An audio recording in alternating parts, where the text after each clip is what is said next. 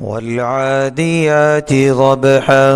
فالموريات قدحا فالمغيرات صبحا فأثرن به نقعا فوسطن به جمعا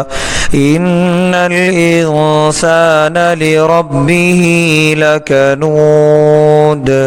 وإنه على ذلك لشهيد وإنه لحب الخير لشديد